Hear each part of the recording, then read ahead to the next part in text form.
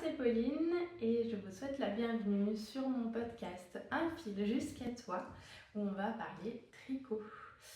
Vous pouvez me retrouver sur Instagram et sur Ravelry si vous le souhaitez. Tous les liens sont en dessous en barre d'infos. Aujourd'hui nous sommes jeudi 24 juillet. On se retrouve dans un cadre un peu différent puisque mes enfants sont en vacances et que les conditions pour filmer ne sont forcément pas les mêmes. Vous aurez peut-être un petit peu plus de bruit parce que je suis actuellement située à côté d'une rue passante. J'espère que ça ne vous dérangera pas trop, mais ça n'enlèvera en rien le plaisir de partager avec vous et de parler de tricot. Avant de démarrer sur mon premier ouvrage terminé, je voulais revenir sur le châle Nurmi-Lintu que vous avez vu lors du podcast numéro 6. Il était déjà terminé. Je l'ai offert à ma professeure de danse pour sa retraite comme prévu. Il a beaucoup plu, il a beaucoup touché ma professeure, donc je suis très contente. Et il a eu l'effet que j'espérais. Ce châle, je l'ai tellement aimé que j'ai racheté une pelote absolument identique à celle que j'avais utilisée pour le réaliser. Donc même fibre, même marque, même couleur. Et j'envisage peut-être de m'en faire un pour moi. Voilà, dites-moi ce que vous en pensez, si vous trouvez que c'est une bonne idée ou pas, mais c'est vrai que ça me tente bien. Je vais voir. Pour l'instant, c'est en suspens parce que j'ai plein d'autres projets, plein d'autres choses en cours, donc on verra. C'est parti pour le premier ouvrage terminé.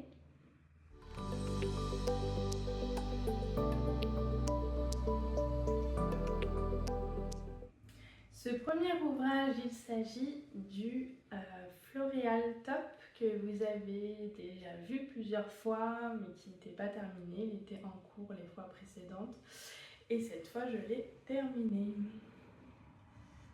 Alors il est déplié donc il est un peu froissé.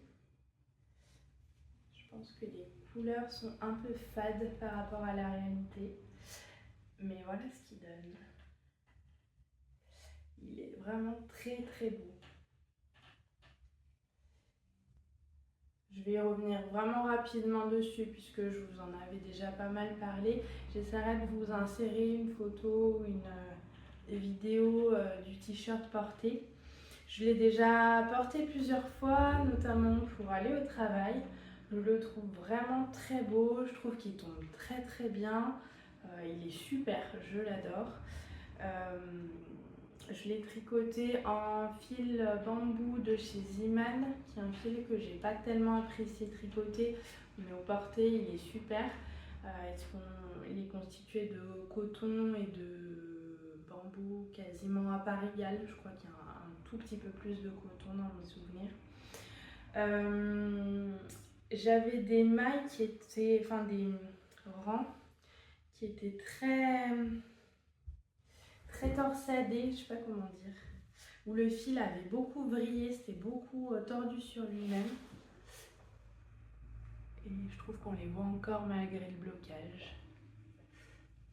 J'ai une autre personne qui m'a dit que ça lui était arrivé aussi avec un fil végétal également. Là, je trouve que oui, on voit bien quand même que les rangs sont pas pareils. Bon, après, sur l'ensemble du t-shirt, ça choque pas.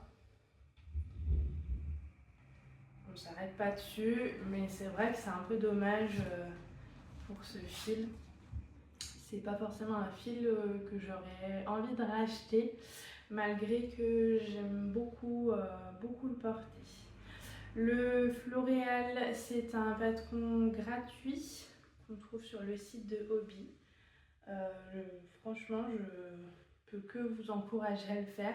Il est bien expliqué, il a un super rendu, il a un super tombé. Il est vraiment top. C'est vraiment un super patron. Je l'adore. Je ne sais pas quoi vous dire de plus que ça. Voilà. Je ne sais pas si je m'en referai parce que je refais rarement des patrons que j'ai déjà fait. parce que j'aime bien varier les plaisirs, qu'il y a tellement de belles choses à tricoter que voilà, autant en profiter. Mais si un jour il est vraiment usé, que je suis obligée de m'en défaire, pourquoi pas m'en refaire un. Voilà pour ce Floréal Top que, encore une fois, je vous encourage vraiment à faire.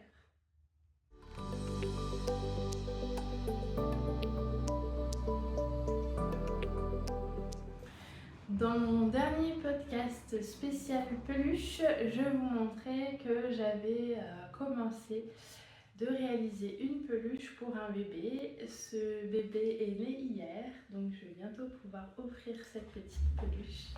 Et il s'agit du modèle Bunny Odile de Cynthia Vallée, qui est un modèle qu'on peut trouver sur Ravelry, qui est payant. Et j'ai terminé cette petite beauté. Donc c'était censé être un lapinou, c'est devenu plus une lapinette avec une petite robe. Et je l'ai réalisé en fil caresse chez Fil d'Art. Et pour la robe, c'est des petits restes que j'avais. Je crois que c'est de la Super Baby de Fil d'Art. Des petits restes que j'avais en stock. Ce qui est bien, c'est qu'avec les petits vêtements, on peut vraiment faire utiliser des tout petits restes, par exemple là pour les petits bubbles et puis les rayures. Je devais avoir 1 ou 2 grammes de fil et ça passe là-dedans, donc c'est très pratique. Je la trouve toute jolie, toute douce, toute mignonne. Et donc c'est un patron entièrement sans couture, ce qui est appréciable. C'est-à-dire qu'on commence par tricoter le nez. On va venir former le visage comme ça. Au fur et à mesure, on va marquer les emplacements des yeux, on va marquer les emplacements des oreilles et on va tricoter jusqu'à la base du cou. Ensuite, on va venir broder son petit nez, sa petite bouche. Mettre les yeux, il y a aussi une option pour broder des yeux, donc je crois qu'on doit faire des genres de bubbles ici, qu'après on brode en noir par-dessus par exemple. Ensuite on vient tricoter chacune des oreilles, on reprend le fil ici qu'on n'a pas coupé, on met de côté du fil pour les oreilles. Alors moi en l'occurrence je ne mets pas de côté du fil, mais je me sers de l'intérieur de ma pelote pour tricoter les oreilles. Donc on reprend, on tricote les épaules, on tricote un bras, le second bras, on reprend le corps en relevant juste quelques mailles ici sous le bras pour pas qu'il y ait de trous. On descend, on va marquer l'emplacement de la petite queue, on descend, on va tricoter une jambe, l'autre jambe, et puis pour finir la petite queue, on laisse une ouverture ici. On va laver le lapin et puis une fois qu'il est bien sec, on va venir le rembourrer, faire un grafting ici et c'est terminé. Et ensuite, il y a plusieurs options dans le patron pour pouvoir habiller Bunny Odile. Donc il y a cette petite robe qui est trop jolie. Elle est vraiment faite comme ça avec les bubbles, ces 3 petites rayures là. J'ai rien changé au modèle. Vous avez la même robe en version t-shirt. Vous avez un petit pull qui est différent, avec un point texturé un peu différent. Je vous l'avais montré sur Nice lors de mon dernier podcast. Et il y a aussi des pyjamas que j'ai jamais fait. Il y a des petites chaussettes également. Celles pour les lapins de mes enfants ont disparu. J'en ai retrouvé une l'autre jour en rangeant la chambre de mon fils. Mais je ne sais pas où sont passées les 3 autres chaussettes que j'ai tricotées. Là, j'ai décidé de ne pas les faire parce que, en fait, pour les petits, après c'est pénible pour les parents. Parce que les petits font que tirer sur la chaussette et elles sont très difficiles à remettre parce que c'est tout fin. Donc, nous, on passe notre temps à remettre la chaussette. Je me suis dit qu'un lapin pieds nus, c'était pas choquant. Voilà pour ce petit Bunny Odile. Je trouve qu'elle est vraiment jolie, c'est un cadeau super mignon. J'espère que ça plaira au bébé quand il aura l'âge de réaliser s'il aime ses peluches ou pas. Et puis aux parents et grands-parents de ce bébé. Puisque je vais certainement faire passer ce petit lapin à la grand-mère de ce petit bébé pour ensuite qu'elle le donne directement à l'intéressé.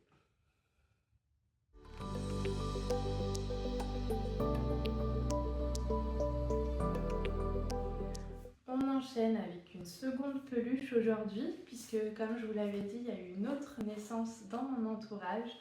Donc j'avais envie d'offrir une peluche aussi pour ce bébé-là. Et j'ai choisi de tricoter Mouche, qui est tiré du livre Mouche et ses amis, livre de Cynthia Vallée. Et donc Mouche, c'est cet ours qui ici est en pyjama. J'ai fini hier de tricoter Mouche. Il a pris son bain, il est tout propre, mais je ne l'ai pas encore rembourré. Donc il est un peu plat. Il va falloir que je le nourrisse. Le voici. Alors c'est sûr que à plat, il ne ressemble pas à grand chose. Je vous assure qu'il sera beau une fois qu'il aura mangé. Hop.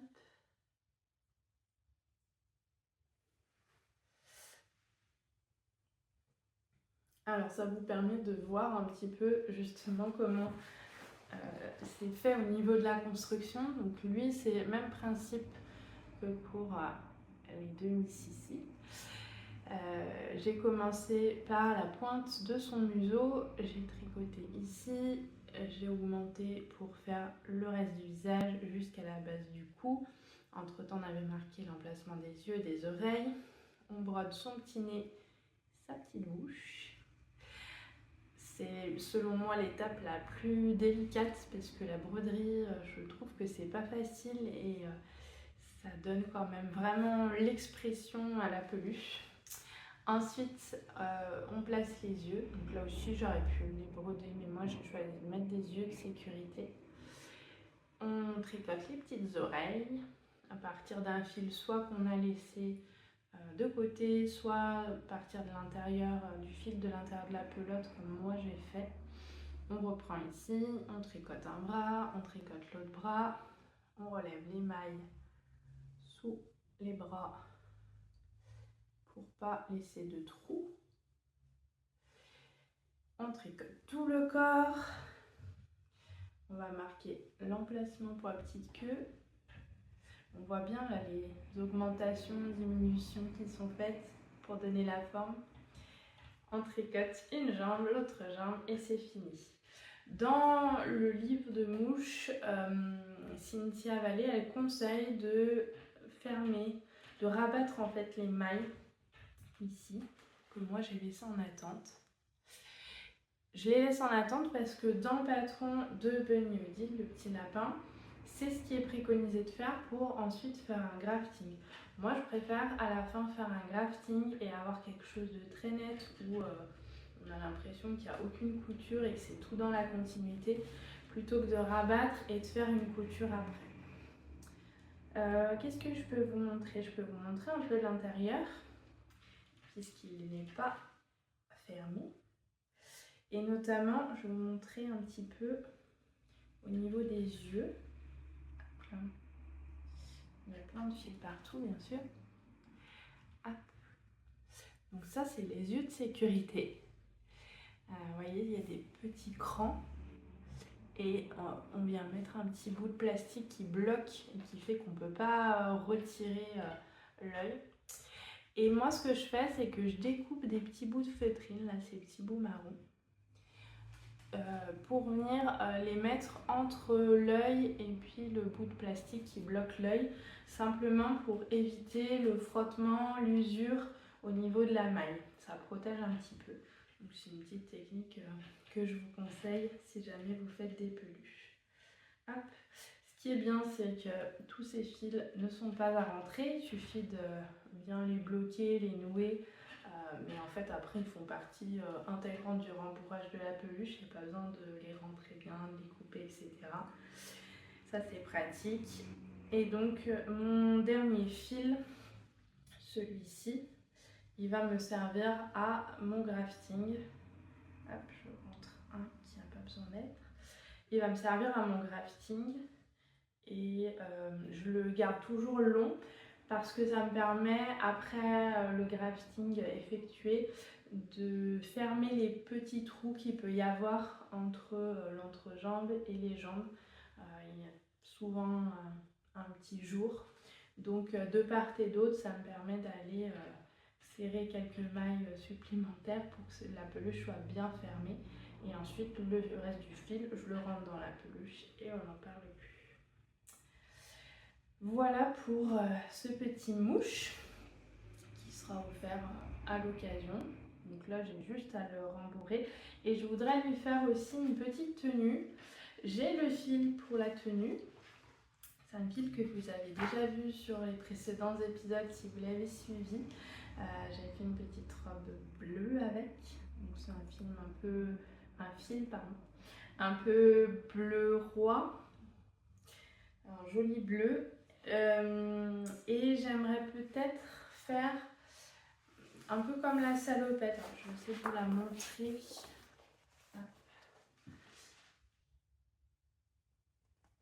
Il n'y a pas de grande photo de cette salopette. J'hésite, je trouve que le point est joli. Je pense que c'est des côtes brisées. Je n'ai pas lu encore bien le patron. J'hésite entre lui faire une salopette ou faire à ma sauce et lui faire une petite robe, du coup garder ce point ou ne pas garder ce point, etc. etc. Bon, je vais voir. Déjà, je vais nourrir l'ours pour qu'il ait moins l'air d'une serpillière. Et puis après, je verrai sur le moment en fonction de l'inspiration. Je me dis, ça peut être sympa, une petite robe aussi, ça changerait.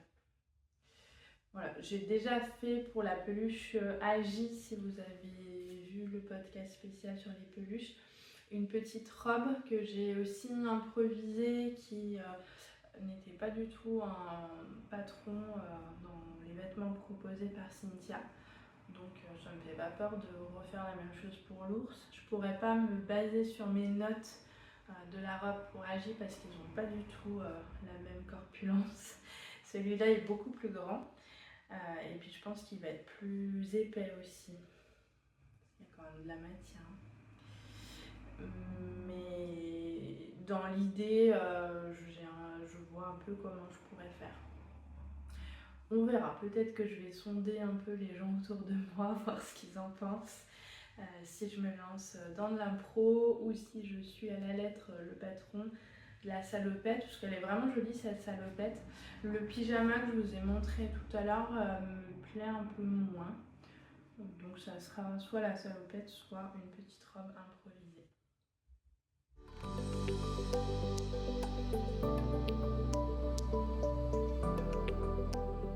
Depuis la dernière fois, il y a eu l'anniversaire de mon papa. Mon papa qui est venu fêter son anniversaire à la maison avec mon frère et ma belle-sœur. C'était un super moment. Ça s'est fait un peu en dernière minute. Et donc, en cadeau d'anniversaire, quoi offrir? C'était la question. Sachant que j'avais pas beaucoup de temps pour trouver un cadeau. L'an dernier, en 2024, j'ai aidé un petit peu le Père Noël et j'ai réalisé pour mon papa 2 paires de chaussettes qu'il a adorées. Je sais que pour lui, ça a une valeur sentimentale particulière. Donc, j'ai décidé de lui offrir une pelote de laine. Je lui ai offert cette pelote et je lui ai dit soit tu l'emmènes, soit tu me la laisses encore un peu et puis je t'en fais des chaussettes. Donc bizarrement il me l'a laissé. Et cette laine c'est de la Regia For Faddy Color.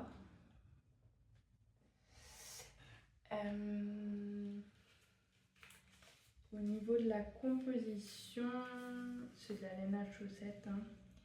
On est sur du 75-25, 75% laine et 25% polyamide. Et ce qui est très chouette sur cette laine, que j'ai vraiment adoré, c'est son aspect rayure. C'est un auto-rayant. Et je l'ai trouvé très joli, j'ai trouvé les couleurs très belles. Donc je suis en train de tricoter une chaussette. Hop. Et je trouve les couleurs, je pense que vous les avez bien là. Elles sont vraiment lumineuses. Oui, vous avez vraiment bien les couleurs. Elles sont très très belles. Moi j'ai vraiment un coup de cœur pour ces couleurs. J'espère que mon papa aussi. Voilà, ça c'est la seconde chaussette. Donc j'ai bien avancé. Il me reste encore la tige à faire. Mais elles sont très agréables à tricoter parce qu'en fait avec le changement de couleur on a envie de passer à la rayure suivante, etc. Donc c'est assez motivant. Pour le contrastant, j'utilise un fil qui n'existe plus. C'est la fil Sox Uni de Fil d'Art. C'est un petit reste que j'avais. Et donc j'ai fait juste talon pointe avec ce fil. Hop, je vous montre celle qui est terminée. Elle est tout juste au blocage, elle est encore un peu humide. Voilà. Et les côtes, j'ai décidé de garder ce fil-là puisqu'il n'y avait pas de rupture en termes de couleur, comme ça aurait pu être le cas sur la pointe ou sur le talon. Donc je trouvais que c'était joli. C'est des chaussettes vanille toutes simples. Alors pour la pointe, j'ai utilisé une technique particulière que j'avais jamais vue, que j'avais jamais utilisée auparavant. C'est un tuto de Claude Tricot, je vous mettrai le lien en barre d'infos si ça vous intéresse. C'est une pointe en rang raccourci à l'allemande, ce qui fait qu'on ne démarre pas par là comme on peut le faire classiquement. Donc moi vous l'aurez vu, je tricote de la pointe jusqu'en haut. Au lieu de démarrer par le bout de la pointe, on va démarrer par là, donc par le bout au niveau du contrastant, ce qui fait qu'on va monter toutes les mailles. Alors moi j'ai fait des chaussettes sur une base de 68 mailles parce que c'est ce que j'avais fait pour les précédentes. Les précédentes, je les avais faites en côte 3-1 pour avoir le côté un peu élastique pour qu'elles s'ajustent bien au pied. Je sais que mon papa les aime bien, qu'il trouve qu'elles taillent bien, donc j'ai repris cette base-là, mais là je suis tout en jersey, donc on verra, j'espère que ça fera bien aussi. J'ai monté mes 68 mailles ici, et ensuite on va tricoter que sur un demi-rang. Et sur ce demi-rang, on va venir faire des rangs raccourcis à l'allemande. Alors je vous montre comme ça, mais en fait c'est plutôt comme ça, mon demi-rang. Puisque bon là la chaussette elle est bloquée comme ça, mais en fait elle a été tricotée comme ça. On fait ces demi-rangs raccourcis à l'allemande et ensuite on vient réaugmenter ici et on rejoint tout en rond. C'est très original, j'avais jamais vu de pointe faite comme ça. Ça fonctionne bien, ça fait une jolie pointe. J'aime bien. Et pour le talon, j'ai fait la même technique finalement, j'ai fait des rangs raccourcis à l'allemande. Et je trouve que c'est joli. Quand je rentre les fils, je fais toujours par réflexe qu'il y ait ou pas un petit nœud, mais en tout cas je passe un fil ici pour bien resserrer, pour pas qu'il y ait de trous au niveau du talon à la jonction avec le fil principal. Je la trouve très jolie. Je ne sais pas si je pourrais vous les montrer terminés ou en tout cas si je pourrais tourner un petit bout de podcast en vous les montrant terminés parce que celle-là elle a bien avancé et que dès que je pourrai je les offrirai à mon papa. Donc je pense qu'il les aura peut-être pendant les vacances, même si on est d'accord qu'il n'y a pas d'urgence. Mais enfin bon, de toute façon l'autre sera quasiment identique à celle-là. Alors je les ai pas tricotées ensemble, moi d'habitude les chaussettes je les tricote en même temps, les deux sur un même câble. Sauf que je me suis dit les rayures elles vont être inversées si je fais ça, si je prends un fil extérieur à la pelote et un fil intérieur à la pelote. Et en fait j'aurais pu, parce que si vous voyez les rayures, en fait elles sont symétriques. Elles repartent dans un sens et dans un autre. Par exemple là on a le gris, pardon. On a un turquoise, on a un bleu moyen, on a un bleu foncé, tac, et après on repart sur bleu moyen, turquoise, gris, etc. Donc les rayures elles sont régulières dans les deux sens. J'aurais pu tricoter les deux chaussettes en même temps, mais je ne l'ai pas fait. Bon, c'est pas grave, en même temps on doit avancer plus vite en tricotant une seule chaussette plutôt que deux. Et puis comme c'est pour un cadeau, je peux pas me permettre d'avoir le syndrome de la deuxième chaussette. Hier j'ai bloqué cette chaussette exprès pour vous. D'habitude j'attends d'avoir les deux pour le bloquer, mais comme j'avais bloqué mouche et qu'il me restait de l'eau, que l'eau était propre, j'en ai profité pour bloquer cette chaussette. Donc je terminerai celle-là. Il me reste quand même encore pas mal de laine. C'est des pelotes de 100 grammes si je dis pas de bêtises. Hop, c'est marqué où? Oui, 100 grammes, 420 mètres. Et je vais vous faire la pelote. Je vais pas vous faire une paire de chaussettes. Donc il va falloir que je trouve quoi faire du reste de cette pelote. Il faudra que je vois combien il me reste de métrage, de grammage, avant de décider ce que j'en fais, sachant qu'en termes de contrastant, il me reste 4 grammes. Donc j'aurai pas de quoi refaire des contrastants comme là. Là j'ai utilisé 14 grammes de contrastant pour les deux chaussettes. Parce que là j'ai terminé sur la deuxième chaussette, j'ai fait pointe et talon, donc je ne réutilise pas de gris. Donc je sais que j'ai utilisé 14 grammes. Pour le fil de couleur principale, je ne sais pas encore combien je vais avoir utilisé. Bon, sinon j'essaierai de trouver un autre contrastant qui puisse aller avec ces chaussettes.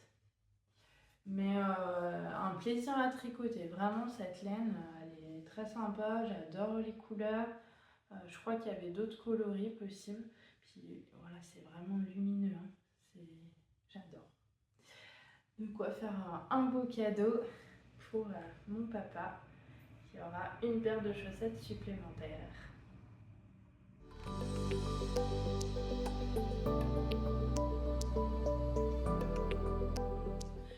Mon petit chouchou du moment, il s'agit du Tea of Even que je tricote en cale avec Sabrina Choupir-Ancéville, à qui je fais un coucou si elle passe par là.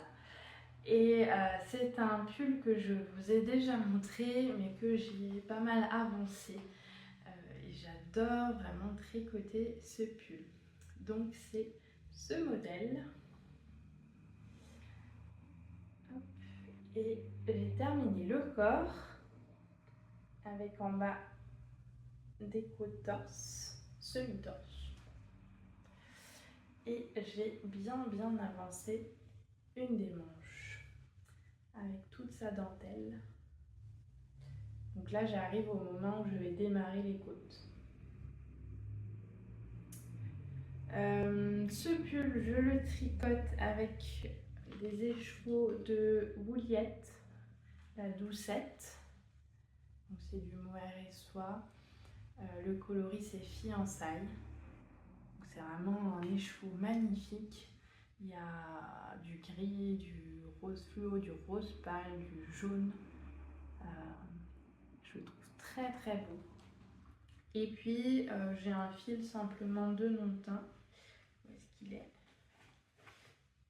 En mérino classique. Mérino. C'est mérino nylon, je crois. Oui. C'est un fil à chaussettes. Donc ça c'est du non-teint classique. Et ça donne ceci. Je le trouve trop beau. Pour les côtes, j'ai fait un rabat à l'italienne et je l'ai un peu bidouillé ce rabat pour que ça fasse un rabat à l'italienne torse. C'est-à-dire que si je faisais le rabat à l'italienne classique comme on le montre dans les tutos, la dernière maille, elle était tricotée en maille en droit classique. Et ça faisait vraiment un contraste que je trouvais pas joli ici. Donc j'ai bidouillé en attrapant mes mailles. Je les ai pas attrapées de manière classique, je les ai attrapées avec mon aiguille en faisant en sorte que ça les torse. Et je trouve que c'est assez réussi, je suis contente. J'ai pas fait de tuto, de choses comme ça, parce que je pense pas que ce soit très académique comme façon de faire. Peut-être qu'il y a mieux. Mais je suis assez contente parce que c'est vrai que sur les côtes torse, si on fait un rabat à l'italienne normal, je trouve que le dernier rang est moins joli. Qu'est-ce que je voulais vous dire? Oui, je l'ai cintré ce pull. Est-ce qu'on le voit? Pas bien. Pas bien parce que ici, on a aussi un joli motif sur le côté du pull.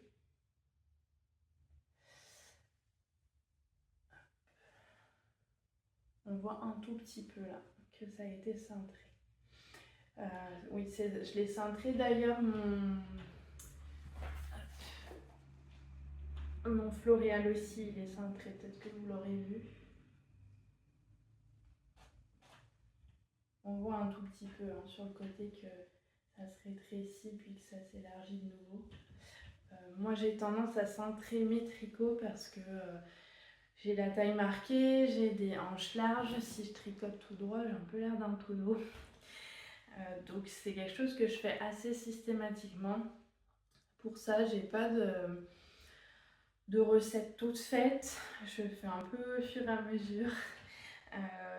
Mais en gros, je fais des diminutions pendant un certain temps ici jusqu'à arriver au creux de ma taille. Généralement, j'essaye. Et puis quand j'arrive au creux de ma taille, je refais des augmentations. Et puis ensuite, pour les côtes, par contre, je me mets à tricoter tout droit. Que dire de plus? C'est un patron qui est bien expliqué, il est intéressant. Il est tout en anglais par contre, donc faut pouvoir tricoter en anglais. Je ne conseillerais pas sur un premier tricot en anglais parce qu'il est quand même compliqué. Mais il y a plein de détails intéressants. Par exemple, j'ai déjà fait l'encolure, qui est en jersey rouloté.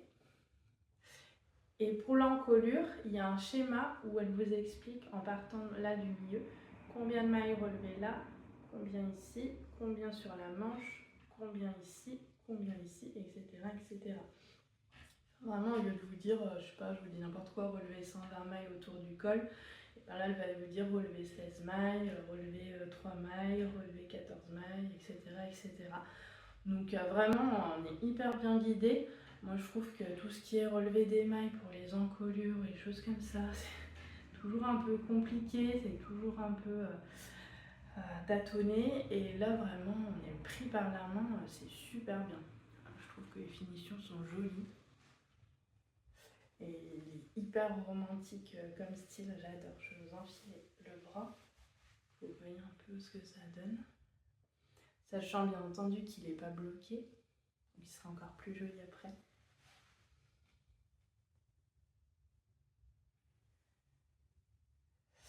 Je l'adore. Donc là, voilà, il me reste un petit poignet de côtes. Je vais faire des côtes torse, semi-torse également, pour être raccord avec le bas du pull. Il faut que j'attende Sabrina pour la suite. Mais après, j'aurai plus qu'à tricoter la seconde manche et il sera tout terminé. Moi, ça me dérange pas trop de tricoter du mohair en été. Alors, ça dépend. La période qu'on a eue de grosses canicules, là non, je ne l'ai pas touché parce que vraiment trop chaud et que là, voilà, il commence à prendre un peu de place. Mais quand il fait autour des 25 degrés, moi, ça me dérange absolument pas de tricoter un ouvrage comme ça. Ça dépend des personnes, hein, c'est les sensibilités de chacun. Je comprends très bien qu'il y en ait qui ne puissent pas du tout toucher du mohair en été. Moi, ça ne me pose pas de soucis. Donc je prends beaucoup de plaisir à le tricoter et je m'étais posé la question, est-ce que je vais trouver que ces manches sont longues avec la dentelle qui est quand même compliquée, c'est quand même pas une dentelle de débutant non plus. Ou est-ce qu'au contraire ça va bien passer grâce à la dentelle? Et bon, la réponse c'est plutôt que ça passe bien grâce à la dentelle. Parce que, alors c'est pas une dentelle qu'on peut apprendre par cœur, hein, j'ai calculé, il y a plus de 300 mailles différentes dans la dentelle, réparties sur 12 rangs. Mais au fur et à mesure qu'on la tricote, on prend un peu l'habitude de ces 12 rangs, même si on la retient pas par cœur et qu'on est obligé d'avoir l'œil systématiquement sur le patron. Enfin bon, plus on la tricote, mieux ça va quand même. Et finalement, on a bien envie de passer au nob suivant, on a bien envie de finir le diagramme, puis de démarrer le suivant, etc. Le seul piège, c'est qu'il y a des diminutions sous les manches et que plusieurs fois, j'étais tellement emballée pour tricoter ma dentelle que j'ai oublié de tricoter les diminutions. Donc j'ai dû plusieurs fois défaire des rangs pour aller refaire des diminutions. Alors, si j'étais moins perfectionnée, j'aurais pu me dire tant pis et faire les diminutions là où j'en étais. Mais c'est vrai que moi, j'aime bien que ce soit bien régulier, bien symétrique, que je puisse faire la même chose de l'autre côté. Donc j'ai défait, ça me dérangeait pas. Et vraiment, je la trouve superbe cette dentelle, elle est incroyable. Gros coup de cœur pour ce patron. Gros coup de cœur pour la laine. Enfin, je pense que c'est vraiment un pull que je vais adorer porter. J'ai hâte de le terminer, même si ça sert à rien de se presser parce que clairement je ne vais pas le mettre ces jours-ci. Mais il est trop beau, vraiment, j'adore. Je suis contente parce que je me rends compte que je suis de plus en plus satisfaite de mes tricots. Alors ça reste très personnel, hein, chacun ses goûts, chacun ses opinions. Mais avant, j'avais tendance toujours un peu à critiquer, à me dire ah bah ça c'est pas terrible, ça c'est mal fait, etc. Alors j'ai toujours des ratés, hein, comme tout le monde, je pense, en tricot. Mais dernièrement, je me rends compte quand même que je suis contente de ce que je tricote, je suis contente de porter ce qui est à porter, etc. Enfin, je me fais vraiment plaisir, je me fais plaisir bien sûr dans le processus comme toujours, mais je prends aussi vraiment plaisir avec l'objet fini et ça c'est cool.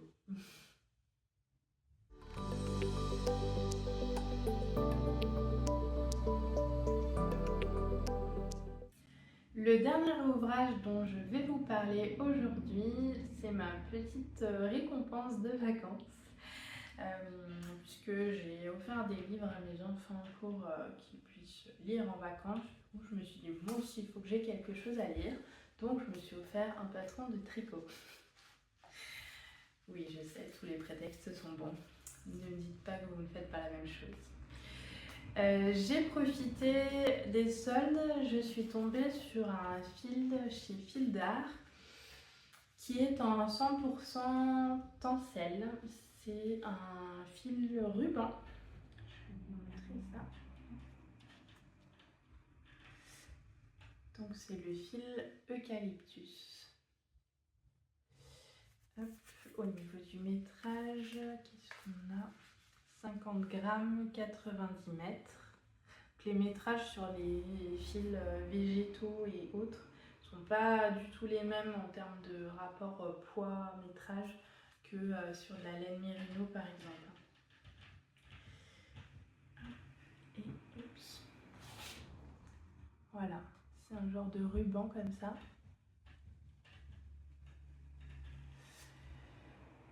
C'est pas forcément un fil que je conseillerais à des débutants parce qu'on a vite fait de piquer dans le ruban.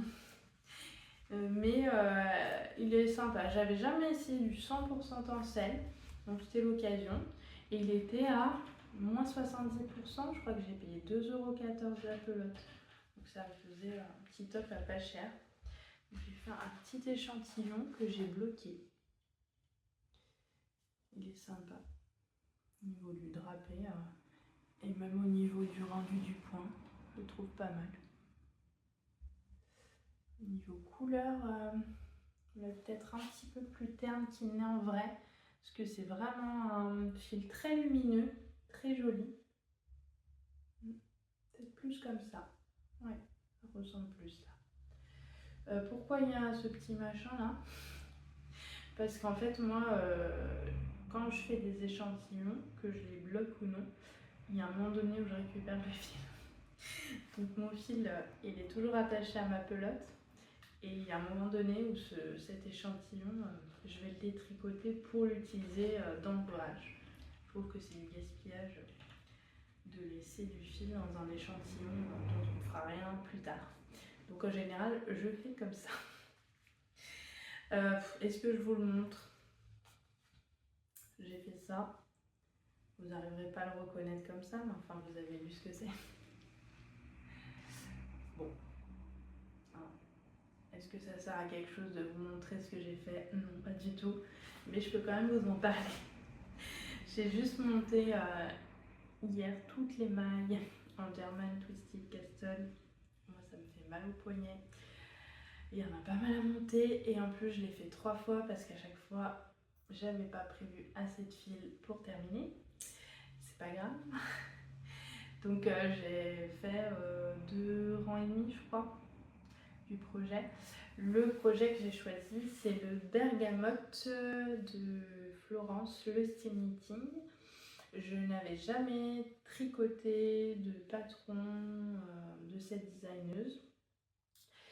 Et bah, j'ai choisi ce modèle parce que j'ai eu un vrai coup de cœur dessus avec sa dentelle là par-dessus le débardeur qui tombe comme ça. Je trouve ça très joli, très sympa.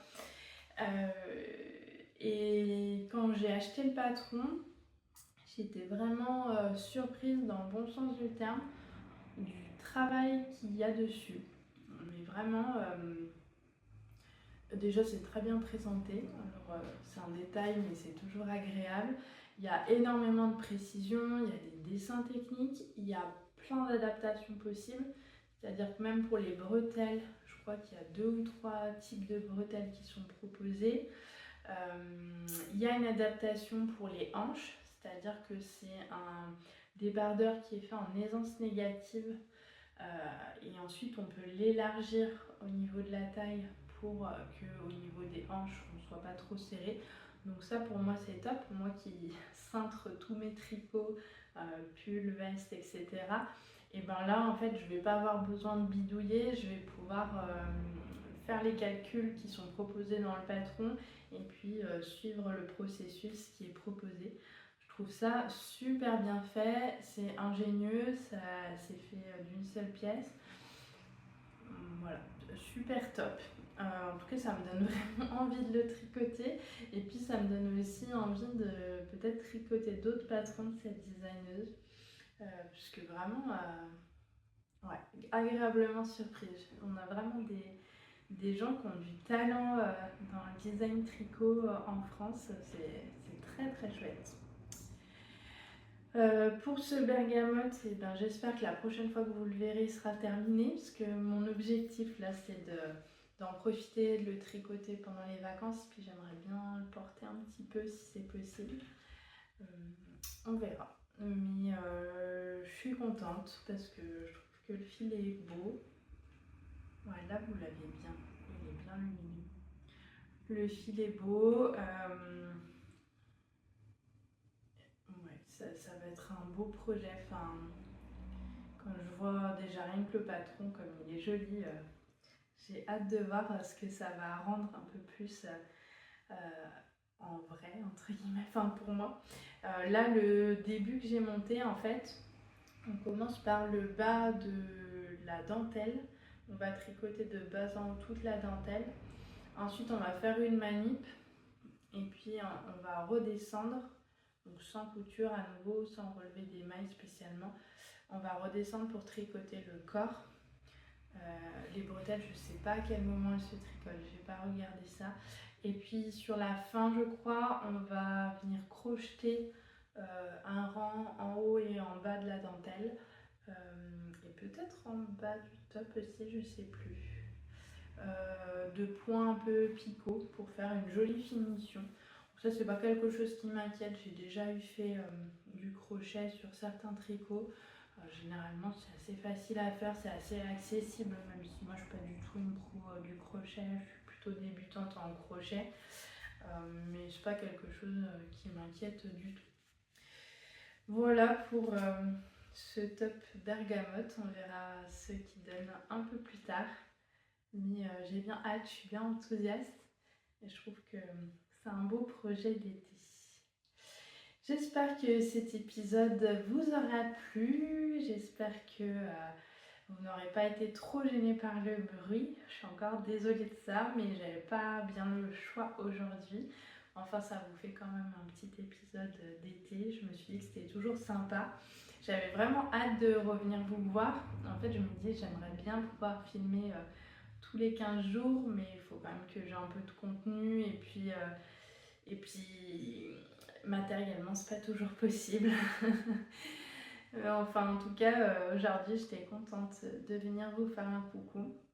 J'espère que vous allez bien, j'espère que vous avez des vacances, que vous pouvez profiter de vos proches, de votre famille, vous reposer, tricoter bien sûr.